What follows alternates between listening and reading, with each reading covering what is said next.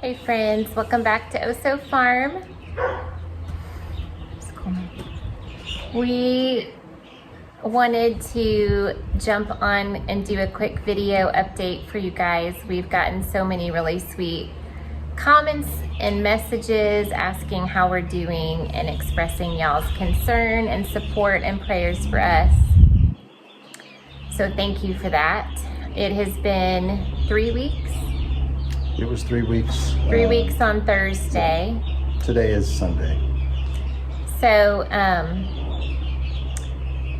we are in a much better place today than we were, I would even say, a week ago.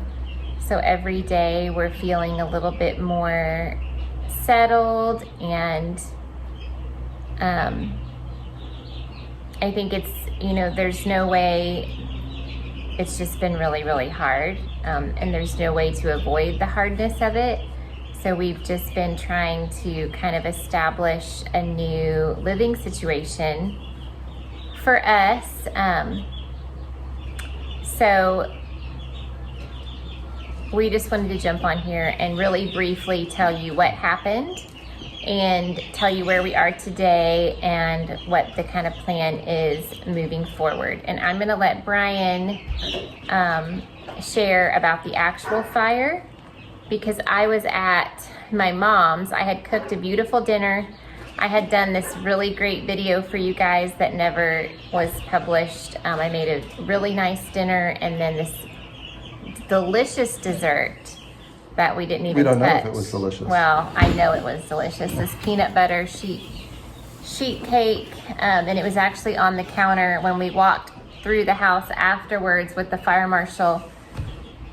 There it was, just on the counter, just covered in the black soot, and we were just so frustrated. It's like a reminder of we're just living life normally, and then this tragedy happened. So I had actually cooked dinner, and then we were gonna get Evan to bed. I walked down to my mom's, who lives a couple doors down, and was greeted with my sweet Esme that had Evan like under her arm. She charged in the door screaming, "Our house is on fire." And so she stayed down there with Evan, and by the time I got here, that's when y'all saw kind of the videos that Bryan shared. It was already, the attic was consumed with flames. So I'll let him kind of share what happened. So I know there's been some comments. We did post a video and you guys saw the billowing smoke. That did not happen after breakfast. I think that was the last video clip that we had before that. We were, as Brandy said, we had just had dinner. She went down to Mom's house. I was sitting in the living room I was about to work on that video for that night. And it was really warm in our house. It was about 80 degrees, and I said, this ain't normal. Granted, it was 107 degrees outside. Today is the first cool day we've had since. It's been so hot. Yeah. And I went and looked I checked to make sure the air conditioner was running, and it wasn't. So I went out into the garage, and the breaker had tripped. So I tried to trip it back, and it wouldn't stay on. When I walked back in the house, I could smell that electrical smoke. Electrical smoke has a really distinct smell. And I asked the kids, it was Everett, Esme, and Lizzie, and Evan were still here. And I said, do you guys smell that? And I could see some of the smoke in the entryway. And all of this while I was on the phone with the AC guy, because I called him while I was walking to the breaker box, wanting him to come out and service our unit just in case. And so I guess at that moment I knew something was wrong. I could see the smoke starting to get a little bit thicker. Our smoke alarms weren't going off yet. And which is scary that you could see smoke and it was a white smoke, not like a black smoke. The kids, I said, we got to get out. So we got out. Lizzie, I think, ran to the neighbor. Esme ran Evan down to Dee Dee's house. I went outside to see if I could see smoke coming out of the house, and I couldn't. I came back inside and there was even more smoke. And I'm on the phone with the AC guy, say, I think my house is on fire. And at that moment, when I came inside again, there was so much more smoke. I hung up the phone, called 911, told them my house was on fire. And then I guess there was a little bit of panic. I went outside. Again, neighbors coming. I was already there at that point. Neighbors coming back over, and he gets my garden hose and starts spraying the roof of the house. And because it looked like it was kind of concentrated just to the entryway. Yeah. He kind of looks at me and I look at him and we're like, we need to shut some things off. So I run back in. I go to shut off all of the breakers to the house inside. He goes to my gas line and shuts off the gas line. And when I come inside, I'm also looking for animals. So we have 2 indoor cats and we have Roger. And Coleman. And Coleman's already out of the house. I go into the laundry room and I get one of our cats, Posey, and I take him to our apartment, which is it's on our property. We have the barn, you guys have seen it. And I come back in the house, I go into the garage. I couldn't find our other cat, Juno, and I couldn't find Roger. I go into the garage where the breaker box is and I flip all of the breakers. I go back into the laundry room and out the back door, and I take about 3 steps and there's an explosion. I was in the garage literally, you can count your steps, so less than 10 seconds. And I'm gonna interrupt you because I'm out front and I know that he was inside looking for the animals over in that corner of the house. And then we hear the explosion and I didn't know that he was out. So when you watch that other video we posted, you hear him say, I'm out, I'm out. And so my heart just sank and all of us looked at each other out front when we knew that he was still inside, because it literally was the loudest. It blew out the garage door. The explosion was in the garage, and it blew out the garage door, and it slammed the door shut behind me, and sealed the door. Like we couldn't, we can't even still open that door. It pushed the brick back. So I come around, I turn on my camera, and I start to film. And I guess that's when you hear Brandy in the background, and all very scary. The fire did originate in the attic. It was an electrical fire, and for the most part, all of the fire department took about 20 minutes to get here, which a long time. Well, it seems like a long time, but we live out in the country, so I think they got here pretty quick. We had the volunteer fire department here show up, Waco fire department show up, and then 2 other fire departments from neighboring communities show up. So they did a really good job. They knocked down the fire, and there were moments where it looked like we were going to lose the entire structure, but they were able to put it out. The fire was contained to just the attic. Why our home is considered a total loss and the things inside of it also is because we had spray foam insulation, and when in the attic, when that melted, it created a toxic soot that just changed everything down there. So that stuff can't be cleaned and safely used. We even had one of the restoration guys get what's it called? Chemical burn. Chemical burn just from walking through the house. So it was surreal afterwards to walk through the house because the house looked perfect, just very dirty. Like everything was black, but I had made my bed. I literally had cleaned the whole house, so everything was in its place.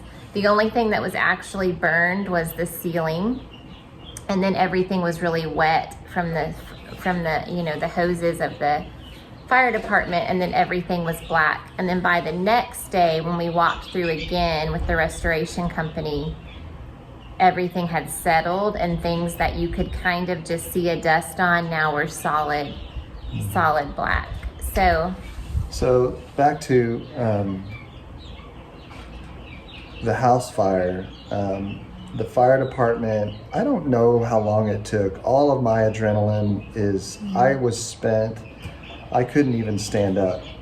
We had actually drug some benches out to the front yard. They're still there.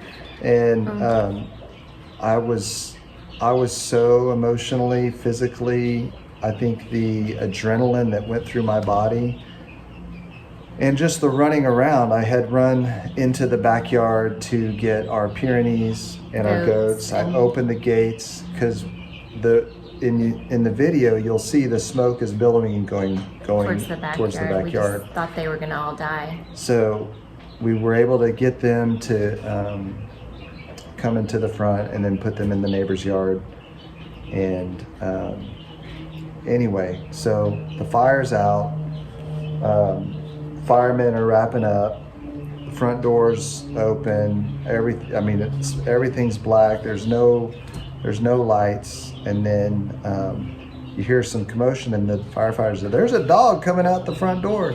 And here comes Roger, who is deaf and blind. And I don't know that he could make it to the front door on his own. And he just comes walking out the front door, waddling, like, what's going on here? Coughing, bless his heart. And So, I wept because I had already out there, like as our older adult kids started driving in, telling them, oh gosh, we lost Juno and Roger, because those are the two, the cat and the dog, that he couldn't get out. And so when Roger came out, they had to give him oxygen. And like, we didn't want to get into a ton of details. We ended up having to put Roger to sleep 3 days later. They had told us that he might die that night just because he'd inhaled so much smoke. But he was coughing so much and vomiting and was in a lot of pain. He actually bit me.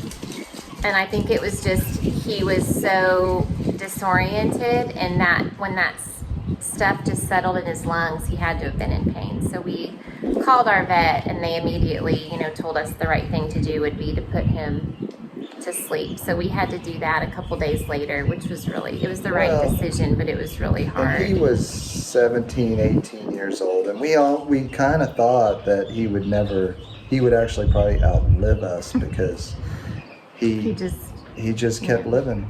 And we were so surprised to see him come out that front door. And we know you'll ask, we actually found Juno that night or that night. We found Juno in the house. Behind the washer, just scared to death. And she's actually seems fine. She's never coughed. She's never gotten sick. I worry sometimes that maybe she'll develop a cancer or something because she breathed in all that toxic smoke, but she seems fine. We're very, very thankful. If you follow us on Instagram or Facebook, I think I posted on one of there a picture of Juno, like in the following weeks, like with her just snuggling me, just being really thankful that, that she was okay. So we are okay. Everybody is safe. It has been a very long, hot 3 weeks. We have moved into the apartment that's in our barn. It's a small 900 square foot, 1 bedroom, 1 bath apartment. So 6 of us are sharing 1 bathroom. And we're making it work. Yeah, we have some other sleeping arrangements for our kids that just for privacy's sake, we're gonna just leave it at that. But we're all together, and we're doing okay. It definitely was a really traumatic experience. We have some, long-term, we're all like really fearful of fires now. Like just, it's unsettling. So where we are today is we are basically at a standstill. We've spent the last 3 weeks getting our apartment set up in terms of like buying furniture and buying enough clothes to get us by, buying the things we need for the kitchen, and we just keep finding things that we don't have. Like we made pizza the other night. I don't have a pizza cutter, which is fine. We used the cooking scissors. As I was making my menu, our meal train is ending this week. I was, realizing the depths of when you lose everything in your pantry. And if y'all been around a while, you know that we had a huge stockpile, not just a lot of groceries. So like I didn't have bay leaves or seasonings. So just, it's been a challenge. Like we know insurance will come around eventually. That's like a process though. So, we've just taken a financial hit initially because we're trying to rebias the things that we need for everyday life. But God is good, and we have been, really loved on by our community locally and you guys, and our needs are being met for sure. But nothing is moving on the house right now because it's at the point where the restoration company has submitted a bid to insurance, and insurance has come out and viewed the bid item by item, and it's just going to take probably a month until we get an approval. And then once we get an approval, we'll start the tear down process. And we're going down to the studs, so we will basically have a brand new house. It'll just take about 8 months to a year. So that's a lot to process. A million decisions are coming at us. But we loved our home. Like we bought this home just 3 years ago, and it was a custom home. Like we didn't build it, but it had beautiful molding and cabinets and details that, we're just really hopeful that in the rebuilding process, we can still, restore it to the condition that it was in before. So, and life doesn't stop, you can hear these birds in the background. We actually got 25 laying chickens, and we got 25 meat birds the week of the fire. Probably 3 days before. And they were actually on the back patio in our big window so that we could see them from the inside. It was just so dang hot. I mean, the firefighters moved them really quickly without me asking. I thought it was so sweet. Carrying this huge brooder. It probably had 50 birds in it because they were both combined. We lost, I think, 1 or 2 in the days following, but that could have just been from their size. They were brand new. So that's the challenge. We are starting back to school tomorrow. We did get some of our books back. However, they stink. Like they supposedly are non-toxic because they've been through some ozone cleaning process. But we're just trying to decide, like, I don't know, all these thousands decisions of, do we replace our books? Do we keep them? Do we trust that they're clean? Like the people that we're working with are extremely kind and have been extremely helpful. It's just, even when you walk past them, it just smells like we're, smokers or something. But it's just been hard. It's hard to think about things and make decisions. My sisters have been a huge help to us, and just, I couldn't decide on clothes or things for the kid. Everything just felt so overwhelming because you had just been through this huge trauma, but then all these decisions had to be made right away. Like, where are y'all gonna stay? Where are we putting the kids? Where are we doing?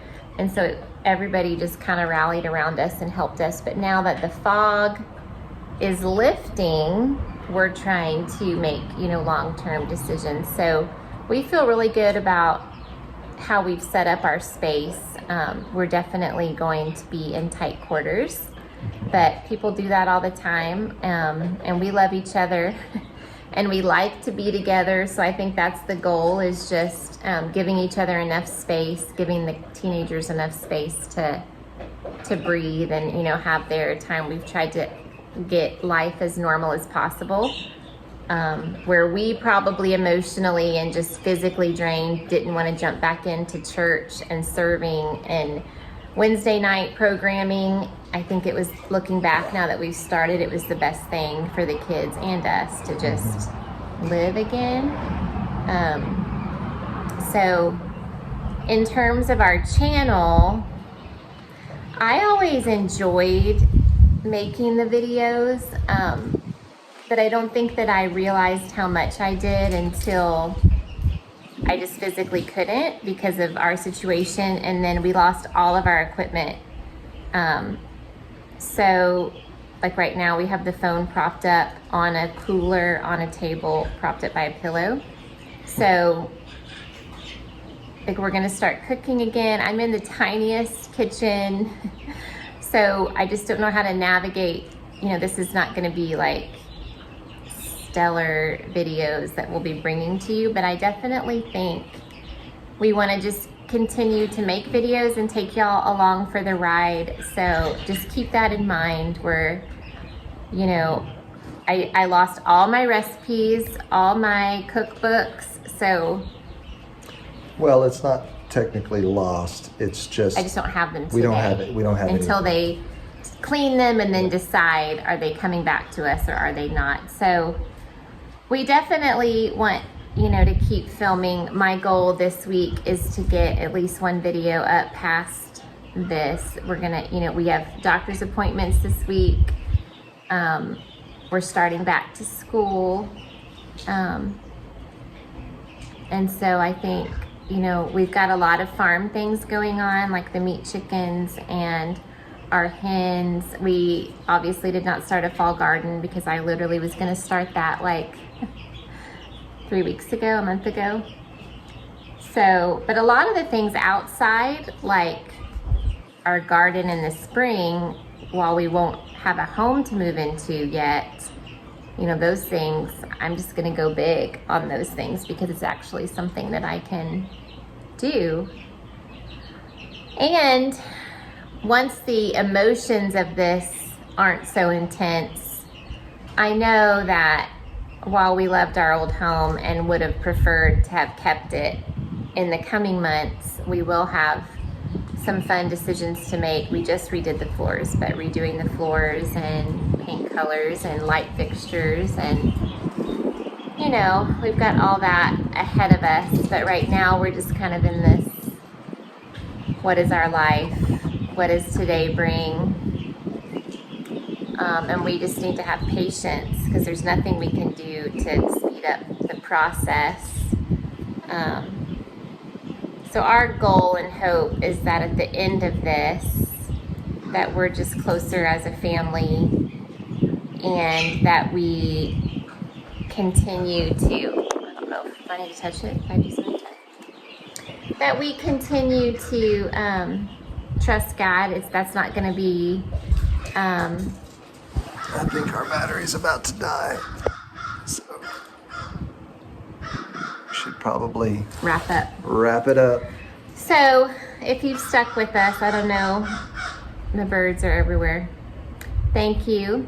And we are still here and we still want to do this. So don't go anywhere. Stay tuned. If you're new here, welcome. Welcome to our crazy life. we've been in kind of a season of suffering even prior to the fire. We've just been through some hard things. So our ultimate hope with this platform is that we can just encourage anybody that, you know, even in hard times, God is for you and good and faithful. So we hope that God is glorified in this, that in this tragedy that he is made known. So all right, y'all. We'll see you in the next one. see you soon. Bye, friends.